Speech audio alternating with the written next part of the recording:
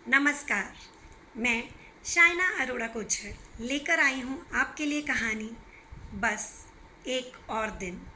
तो चलिए कहानी की ओर बढ़ते हैं। चले हीरालाल जी, समय आ गया है। बस कुछ वक्त और। 1 साल नहीं हीरालाल जी, 1 साल तो बिल्कुल नहीं, यमराज ने हंसते हुए कहा। हीरालाल पिछले 15 दिन से बीमार थे। अस्पताल वालों ने जवाब दे दिया था। घर वालों ने घर पर ही सभी इंतजाम कर रखे थे। हीरालाल अपने घर पर चुप पड़े थे। ना कुछ खाया, ना पिया, ना कहा, ना सुना। बस छत की तरफ देख रहे थे और घड़ी की टिक टिक उनके कानों में नगाड़ों की तरह बज रही थी। उनको ये एहसास बिल्कुल ना था कि घर वाले उन्हें इस हालत में देख नहीं पा रहे थे। उनकी पत्नी उनके पास बैठकर घंटों बातें करती और हार कर अपनी साड़ी के पल्लू से आंसू पोंछकर वहां से चली जाती।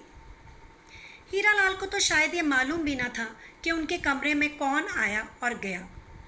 बेटी हर 2 दिन बाद पिता को देखने आती और फिर पापा, क्या आप मुझे सुन सकते हैं, ये कहकर ज़ोर ज़ोर से रोने लगती और उसकी भाभी उसे चुप करवाते हुए कमरे से बाहर ले जाती। आज हीरालाल जी सिर्फ यमराज से बात कर पा रहे थे, जो कब से उनके सामने खड़े थे। पर शायद ये हीरालाल की इच्छा शक्ति थी जो अभी भी उन्हें और जीने की हिम्मत दे रही थी। यमराज ने हीरालाल से कहा, मैं तुम्हें अपनी तरफ खींचने की पूरी कोशिश कर रहा हूँ, पर तुम अभी भी एक ऐसी डोर से बंधे हो जो तुम मुझसे टूट नहीं पा रही। ऐसी क्या बात है हीरालाल, जो तुम अभी भी इस बिस्तर पर पड़े रहना चाहते हो?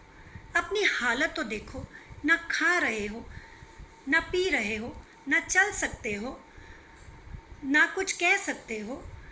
तुम्हारे घर वालों की उदासी देखकर मेरा मन चाहता है कि मैं तुम्हें इसी पल मुक्ति दिलवा दूं। हीरालाल की रूह ने यमराज के आगे हाथ जोड़ते हुए कहा, मैं जानता हूँ कि मेरा शरीर मेरी आत्मा के साथ नहीं है, पर मैं अपनी ज़िंदगी के वो लम्हे जीना चाहता हूँ जिन्हें मैं पहले ये सोचकर ठुकरा दिया करता था कि अभी बहुत वक्त है। अपने बचपन से बुढ़ापे तक मैंने कुछ ऐसी गलतियाँ भी की जिन्हें सुधारने का मुझे मौका तो मिला, पर मैं टालता रहा। हीरालाल, तुम्हारे पास 1 दिन का वक्त है। तुम जो चाहो करो, पर कल रात मैं तुम्हें फिर से लेने आऊँगा और इस बार तुम्हें मेरे साथ चलना होगा। ये कहते हुए यमराज वहाँ से चले गए। हीरालाल के कमरे में इस वक्त कोई ना था। तभी हीरालाल के कानों में आवाज़ आई, हीरा, ओ हीरा, किधर जा रहा है? कहीं नहीं माँ, मैं बिल्लू के घर जा रहा हूँ, जल्दी आ जाऊँगा। इस वक्त हीरालाल अपनी ज़िंदगी के सबसे खूबसूरत दौर के हसीन लम्हे याद कर रहे थे, अपने बचपन के लम्हे। वो बिल्लू को याद कर रहे थे, उनके बचपन का दोस्त जिसके साथ वो गुल्ली डंडा और कंचे खेला करते थे और फिर गुलेल के साथ पेड़ों से फल गिराते थे।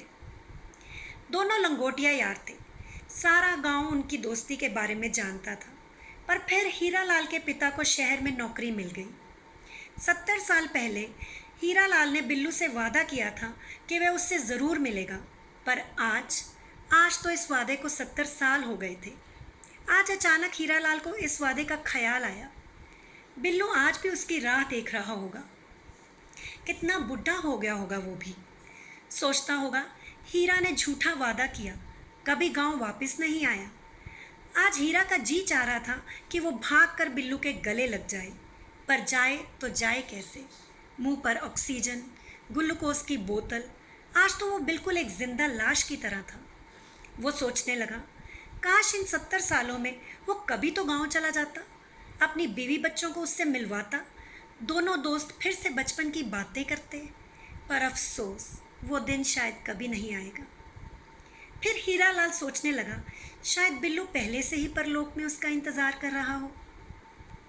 इस वक्त हीरालाल एक बंद कमरे में ऐसा महसूस कर रहा था जैसे सामने दीवार पर प्रोजेक्टर के साथ उसके जीवन की पूरी फिल्म चल रही हो। हीरालाल को तभी ख्याल आया कि कैसे कॉलेज के दिनों में गलत संगत में पड़ने पर उसने सिगरेट और शराब को छुआ था। पिताजी ने जब पिताजी को मालूम हुआ तो उसे घर से बाहर निकाल दिया। 1 महीना उसे अपनी बुआ के घर रहना पड़ा। पिता का हुक्म था कि जब तक हीरा पाँव छूकर माफ़ी नहीं मांगेगा और शराब सिगरेट नहीं छोड़ेगा, वो घर पर नहीं आ पाएगा। पर उस वक्त हीरा को अपनी जवानी का इतना जोश था कि उसने पिता से माफ़ी मांगने से इनकार कर दिया, और जब तक उसे अपनी गलती का एहसास हुआ तब तक उसके पिताजी का देहांत हो गया। हीरा लाल ने अब ठान लिया था कि वो सबसे पहले यमराज से निवेदन करेगा कि वो उसको उसके पिताजी से मिलवा दे, ताकि वो अपने पिताजी के पांव छूकर माफ़ी मांग सके और उन्हें बताए कि अब ना तो वो सिगरेट पीता था ना शराब। फिर हीरा लाल अपनी ज़िंदगी के उन हसीन पलों को याद करने लगा जब उसे नौकरी मिली थी। वो उसकी ज़िंदगी का बहुत ही खूबसूरत दिन था। माँ ने सभी पड़ोसियों और रिश्तेदारों को मोतीचूर के लड्डू भेजे थे। उस दिन हीरा लाल खुद अपनी साइकिल पर लड्डू बांटने गया था, पर आज तो मानो उसके साइकिल की चेन ही उतर गई। कब नौकरी लगी और कब हीरा लाल रिटायर हो गया, कुछ पता ही ना चला। फिर हीरा लाल सोचने लगा, अभी तक निर्मला मेरे कमरे में नहीं आई। शायद उसे ये एहसास नहीं कि कल ये कमरा खाली हो जाएगा। जिस हीरा लाल के पास बैठकर वो घंटों रोती है और जिसके साथ उसने 7 फेरे लिए थे और 7 जीने बनने की कस्में खाई थी, वो वादा तोड़कर जा रहा है। फिर हीरा लाल को याद आया कि 2 साल पहले उसने निर्मला से वादा किया था कि वह उसे लाल रंग की बनारसी साड़ी दिलवाएगा, पर ना जाने कैसे भूल गया। अब तो निर्मला कभी लाल रंग को छुएगी भी नहीं। हीरा लाल को दादा और नाना बनने पर जो खुशी मिली थी उसे बयान करना बहुत मुश्किल है। तब हीरा लाल ने अपने बाल काले करने भी छोड़ दिए थे। वो हर रोज़ बच्चों को बाग में लेकर जाता और घोड़ा बनकर उन्हें अपनी पीठ पर घुमाता और कभी उनको अपने कंधों पर बिठाता। पर आज तो वो खुद किसी के कंधों का सहारा लेने जा रहा था।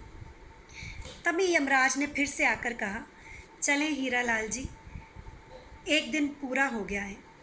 हीरा लाल ने कहा, 1 दिन नहीं, 1 क्षण कहो यमराज भाई। मेरी ज़िंदगी के 80 साल 1 क्षण में गुजर गए, पलक झपकते, और मुझे पता भी नहीं चला। आज मैं तुम्हारे साथ चलने के लिए तैयार हूँ।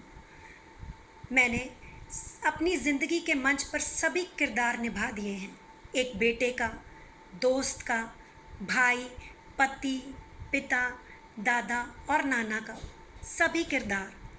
और आज जब पर्दा गिरने का वक्त आया है तो जी चाह रहा है कि एक एक किरदार फिर से जी लूँ। यमराज ने हीरा लाल का हाथ पकड़ा और कहा, चलो हीरा लाल, कल भगवान की अदालत में तुम्हारी हाज़िरी है। धन्यवाद।